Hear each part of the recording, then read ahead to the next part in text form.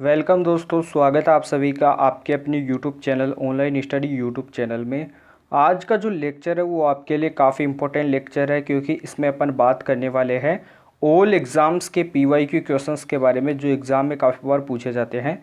तो फिजिक्स के कुछ आपको ऐसे क्वेश्चंस मिलेंगे जो एग्ज़ाम में बारी बारी से पूछे जाते हैं।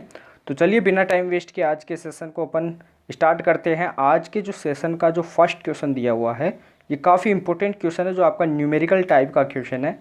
कितने अर्ध आयु के बाद किसी रेडियो सक्रिय पदार्थ के परमाणुओं की जो संख्या है वो 25% हो जाएगी? तुरंत बता दीजिए जो इसका जो राइट आंसर होगा वो क्या होगा। सबसे पहले आपको यहाँ पर अर्ध आयु दे रखी है, परमाणुओं की संख्या 25% दे रखी है, लेकिन सबसे पहले कितनी थी? इसकी जो संख्या थी वो 100% थी।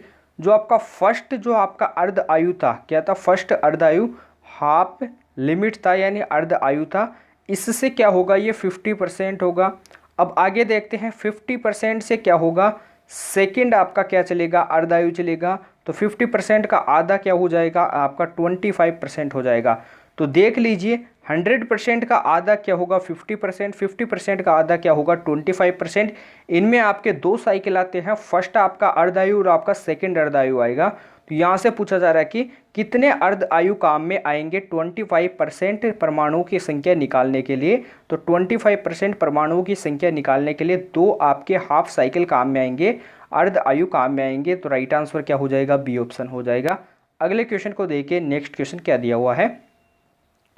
यदि किसी रेडियो सक्रिय पदार्थ की अर्ध आयु 5 वर्ष है, क्या दे रखी है? 5 वर्ष दे रखी है। तो कितने वर्षों के बाद उसकी परमाणुओं की जो संख्या होगी वो 6.25% हो जाएगी।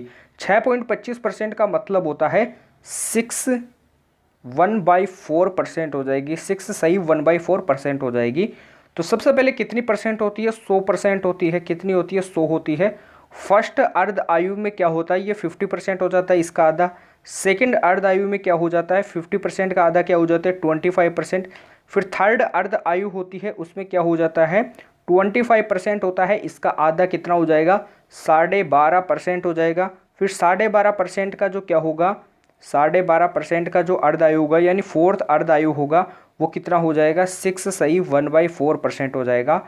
तो 4 अर्ध आयु के बाद में जो 100% होगा, इसका कितना परसेंट आपके पास आएगा? 6.25% आएगा परमाणुओं की संख्या। तो साइकिल कितने हो जाएंगे आपके पास? फर्स्ट अर्ध आयु, सेकेंड अर्ध आयु, थर्ड अर्ध आयु और आपका फोर्थ अर्ध आयु। अब अपन क्या करेंगे, जो आपको यहाँ पे अर्ध आयु दे रखा है 5, इसको मल्टीप्लाई करा देंगे जो आपके टोटल अर्ध आयु निकले थे 4 इनसे। तो 5 × 4 कितना हो जाएगा? 20 हो जाएगा। तो 20 वर्ष के बाद में क्या हो जाएगी? परमाणुओं की संख्या 6.25% हो जाएगी। Right answer C option. अगले क्वेश्चन को देखिए, अगला क्वेश्चन क्या दिया हुआ है। कितने समय के बाद 100 ग्राम यूरेनियम 25 ग्राम यूरेनियम में बदल जाएगा? तो इसका एक फॉर्मूला होता है m/m0 = 1/2 की पावर n होता है। m की वैल्यू अपने को दे रखी है 25 ग्राम, m0 की वैल्यू दे रखी है 100 ग्राम। इनको सोल्व करेंगे तो 25 हो गया, क्या होता है? 100 होता है। तो 1/4 हो जाएगा। 1/4 को अपन लिख सकते हैं 1/2 की पावर 2 लिख सकते हैं। तो इसकी तुलना कर लेंगे 1/2 की पावर n से। यहाँ पे अपन नोट कर देते हैं 1/2 की पावर 2 की तुलना किससे करेंगे? 1/2 की पावर n से करेंगे। तो n की वैल्यू कितनी हो जाएगी? 2 हो जाएगी। जो n होता है वो क्या होता है? अर्ध आयु होता है। तो 2 अर्ध आयु के बाद में क्या हो जाएगा? 100 ग्राम यूरेनियम 25 ग्राम यूरेनियम हो जाएगा। नोट कर लीजिए, जो राइट आंसर हो जाएगा वो आपका ए ऑप्शन हो जाएगा। अगले क्वेश्चन को देखिए, अगला क्वेश्चन क्या दिया हुआ है। ऐसे भी अपन पता लगा सकते हैं। कैसे पता लगा सकते हैं मैं आपको बता देता हूँ। जैसे 100 ग्राम यूरेनियम दे रखा है, तो आपका फर्स्ट अर्ध आयु होगा, इसमें कितना होगा? ये आधा होगा, 50 ग्राम यूरेनियम होगा। और जो सेकंड आपका अर्ध आयु होगा, इसमें कितना हो जाएगा? 25 ग्राम यूरेनियम हो जाएगा।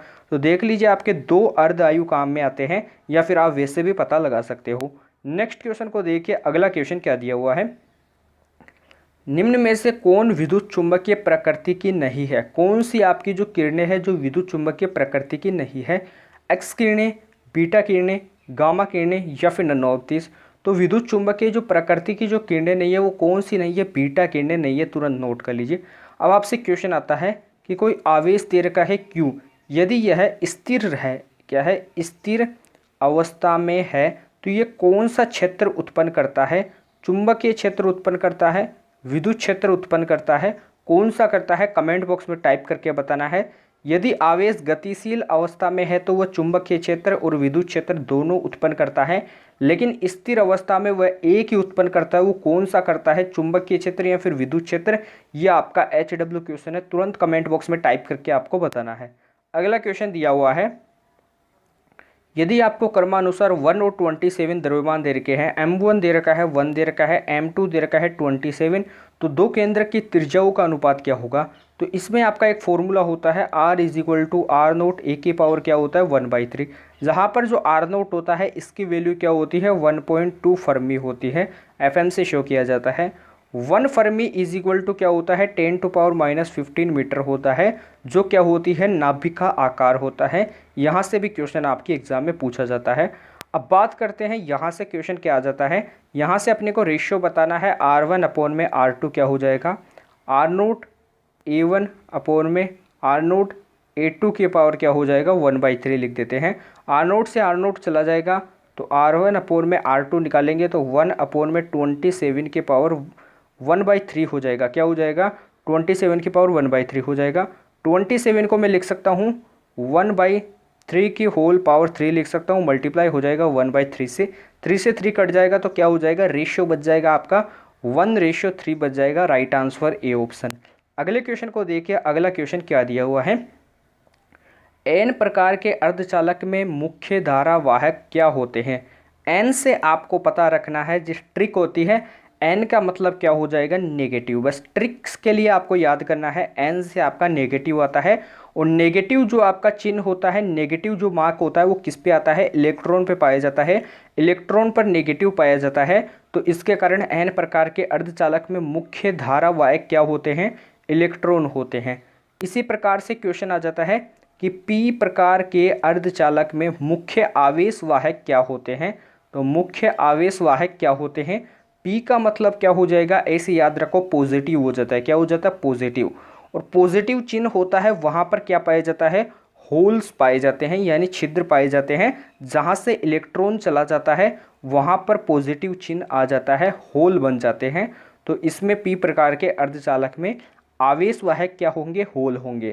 अगले क्वेश्चन को देखिए, अगला क्वेश्चन क्या दिया हुआ है, आपसे क्वेश्चन पूछा जाता है कि जो P होता है वो = होता है √2m E के होता है।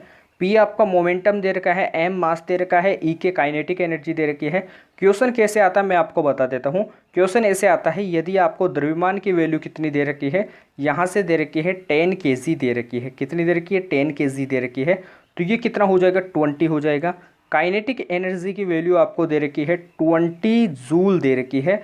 आपको बताना कि मोमेंटम की वैल्यू कितनी होगी, तो m की वैल्यू 10 यहाँ पे पुट करते हैं तो 2 × 10 मल्टीप्लाई कितना हो जाएगा 20, टोटल कितना हो जाएगा 400 हो जाएगा अंडररूट में। तो यहाँ से मोमेंटम की वैल्यू कितनी आ जाएगी 20 आ जाएगी।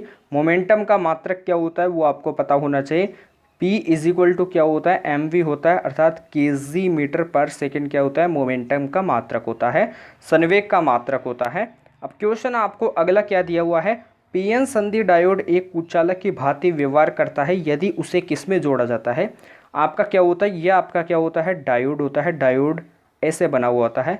इसका ये सिंबल क्या होता है P होता है, और ये आपका N होता है। ऐसे मान लो यदि P को पॉजिटिव से जोड़ा जाता है और यदि N को नेगेटिव से जोड़ा जाता है, तो ये कौन से बाइस में होता है, अग्र बाइस में होता है। और अग्र बाइस में क्या होती है, धारा की वैल्यू क्या होती है ≠0 होती है।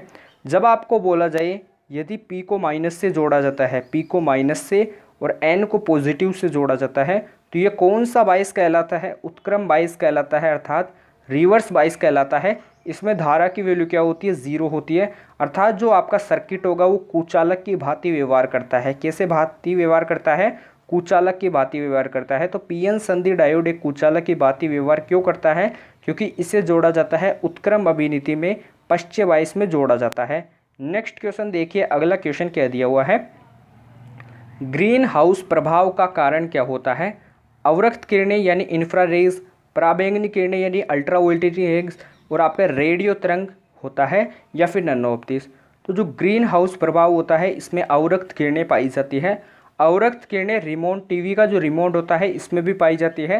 दूर संचार में प्रयुक्त तरंगे कौन सी होती है, तुरंत बता दीजिए। तो दूर संचार में प्रयुक्त तरंगे कौन सी होती है, सूक्ष्म तरंगे होती है। यहाँ से क्वेश्चन एग्जाम में पूछा जाता है, बता दीजिए। आपका एक तो होता है उत्तल दर्पण और ये क्या होता है, अवतल दर्पण होता है। दो आपके दर्पण होते हैं। उत्तल दर्पण का दृष्टि क्षेत्र क्या होता है, मैक्सिमम होता है। उत्तल दर्पण का दृष्टि क्षेत्र क्या होता है, अधिकतम होता है। और अवतल दर्पण का जो दृष्टि क्षेत्र होता है वो क्या होता है, निम्नतम होता है, कम होता है। नोट कर लीजिए। अगला क्वेश्चन क्या दिया हुआ है, अगले क्वेश्चन को देखिए। दो छोटी छोटी बूंदें मिलकर एक बड़ी बूंद बनाती है, यानी ये दो छोटी छोटी बूंदें दे रखी है, बड़ी बूंद बनाती है।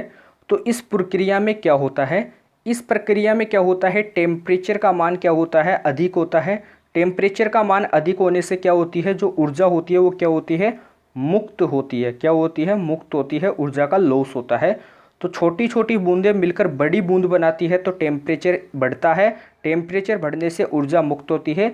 यदि बड़ी बूंद मिलकर क्या करती है, बड़ी बूंद मिलकर छोटी बूंद बनाती है तो उसमें टेम्परेचर का मान क्या होता है, कम होता है। और ऊर्जा का मान, ऊर्जा भी क्या नहीं होती है, मुक्त नहीं होती है।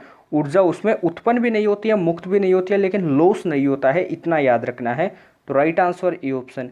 अगले क्वेश्चन को देखिए, अगला क्वेश्चन क्या दिया हुआ है। इससे पहले बताना है कि जो विकृति होती है स्ट्रेन, इसका जो क्या होता है, वीमा क्या होता है। तो विकृति एक प्रकार की कैसी राशि है, विमाहीन राशि है। यहाँ से क्वेश्चन एग्जाम में पूछा गया है।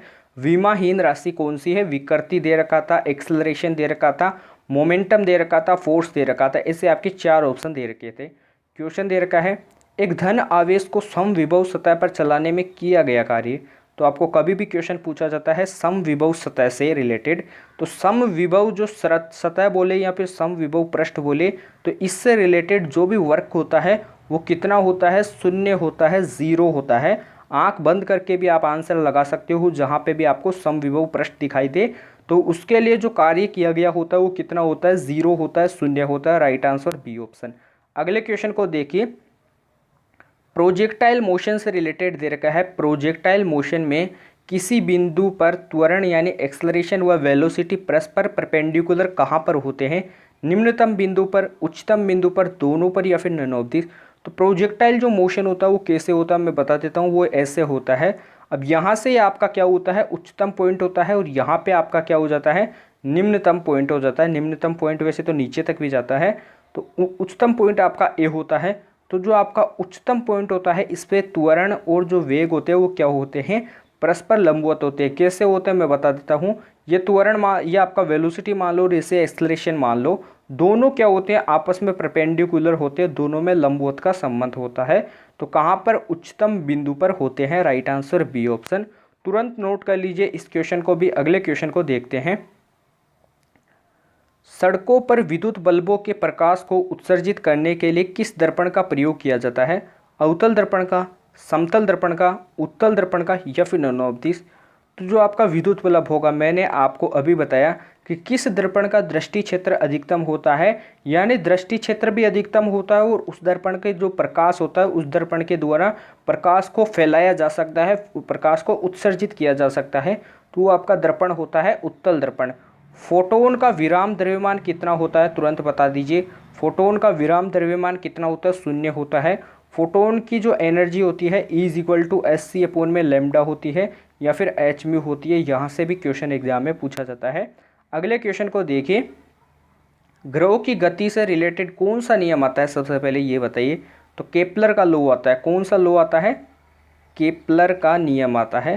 केपलर का जो नियम होता है वो क्या होता है ये भी मैं बता देता हूँ। K² समानुपाती R³ होता है। रेशियो वाले सवाल यहाँ से बन जाते हैं। K1/K2 बराबर R1/R2 की पावर 3/2 हो जाएगा। जैसे आपसे बोल दे R1 की वैल्यू दे रखी है आपको 8 दे रखी है, 4 दे रखी है। R2 की वैल्यू आपको दे रखी है 9 दे रखी है। तो क्या हो जाएगा, आंसर हो जाएगा 2/3 की पावर 3 हो जाएगा, अर्थात 8/27 क्या हो जाएगा, K1/K2 की वैल्यू हो जाएगी। अब ग्रहों की गति में क्या कंजर्व रहता है, एनर्जी, मोमेंटम, आपका एंगुलर मोमेंटम, फोर्स, या फिर नन ऑफ दिस। तो कोणीय संवेग क्या होता है, इनमें संरक्षित रहता है। अगले क्वेश्चन को देखिए। अगला क्वेश्चन क्या दिया हुआ है, एक हल्का पिंड और एक भारी पिंड दोनों दे रखे हैं। दोनों गतिशील अवस्था में यदि आपस में टक्कर भी करते हैं, पहले इनका मोमेंटम क्या दे रखा है, समान दे रखा है। यदि आपस में टक्कर भी करते हैं तो इनकी जो गतिज ऊर्जा हो जाती है वो किन की अधिकतम होती है। जैसे आपस में क्या कर लेते हैं, टक्कर कर लेते हैं। इसका 50 kg क्या है, भार है। इसका 100 kg क्या है, भार है। ये हल्का है और ये क्या है, भारी है। आपस में टक्कर करते हैं तो टक्कर करने के बाद में जो इनका वेलोसिटी होगा, इनका जो अधिकतम वेग होगा, यानी इनकी जो गतिज ऊर्जा होगी वो अधिकतम कौन से पिंड के लिए होगी। तो मैं बता दूं, जो गतिज ऊर्जा होती है वो क्या होती है, समानुपाती होती है 1/m, यानी द्रव्यमान के व्युत्क्रमानुपाती होती है। यदि द्रव्यमान हल्का होगा तो काइनेटिक एनर्जी क्या होगी, मैक्सिमम होगी। द्रव्यमान ज़्यादा होगा तो काइनेटिक एनर्जी क्या होगी, मिनिमम होगी। तो हल्के पिंड के लिए जो गतिज ऊर्जा होगी वो क्या होगी, अधिकतम होगी। ये रिलेशन आपका कहाँ से आता है, मोमेंटम वाले से आता है। p² समानुपाती 2m/e होता है। यहाँ से m और e दे रखा है, तो m/e मान लेते हैं इज इक्वल टू कॉन्स्टेंट मान लेते हैं, फिर 1 मान लेते हैं। तो e इज इक्वल टू क्या हो जाएगा, 1/m हो जाएगा। e आपका काइनेटिक एनर्जी है, तो देख लीजिए यहाँ पे आपका समानुपाती का संबंध आ जाएगा 1/m में। अगले क्वेश्चन को देखिए। अगला क्वेश्चन दिया हुआ है, भंवर धाराओं का उपयोग होता है प्रेरण बत्ती, स्पीडोमीटर, विद्युत प्रेरकों या फिर ओल में। तो ओल में क्या होता है, भंवर धाराओं का उपयोग होता है। नेक्स्ट क्वेश्चन को देखिए, जो आज की क्लास का लास्ट एंड फाइनल क्वेश्चन है। यह भी एग्जाम में काफ़ी बार आता है। टाइम पीरियड का फॉर्मूला होता है 2π√L/g होता है। लंबाई में 1% की वृद्धि कर दी जाती है तो टाइम पीरियड का मान क्या होगा। यदि आपको दे रखा है √L, L को मैं लिख सकता हूँ L⁴ तो T इज इक्वल टू क्या हो जाएगा, 1/2 आगे ले लेंगे तो L हो जाएगा। L में वृद्धि कितनी कर दी जाती है, 1% की वृद्धि कर दी जाती है। तो अगली स्क्रीन पे देखते हैं तो क्या हो जाएगा, टाइम पीरियड हो जाएगा 1/2 मल्टीप्लाई 1% की वृद्धि कर दी जाती है तो 0.5% क्या हो जाएगा, टाइम पीरियड हो जाएगा। अर्थात 0.5% की क्या हो जाएगी, वृद्धि हो जाएगी। Right answer A option. तो आज के क्वेश्चंस आपको कैसे लगे, कमेंट बॉक्स में आपको टाइप करके बताना है। यदि आज की क्लास आपको अच्छी लगी है तो क्लास को तुरंत लाइक कीजिए, क्लास को शेयर करने का प्रयास कीजिए। अधिक से अधिक लाइक और अधिक से अधिक शेयर कीजिए। अभी तक जिन बच्चों ने चैनल को सब्सक्राइब नहीं किया है तो चैनल को सब्सक्राइब कीजिए, आपका प्यार और सपोर्ट दिखाइए। अभी तक जिन बच्चों ने टेलीग्राम चैनल को ज्वाइन नहीं किया है तो टेलीग्राम चैनल को ज्वाइन कीजिए। बेल आइकन और नोटिफिकेशन को भी ऑन कीजिए, वहाँ से भी आपको काफ़ी सहायता मिलती है। जो आपके क्वेश्चंस होते हैं एग्ज़ाम ओरिएंटेड, उनके लिए जो आपकी सिलेक्टेड वीडियो होती है उनके आपके पास नोटिफिकेशन आ जाती है। तो नोटिफिकेशन को भी आपको ऑन करना है। तो अपन कल मिलते हैं ऐसे बेहतरीन सेशन के साथ। तब तक के लिए जय हिंद, जय भारत, धन्यवाद।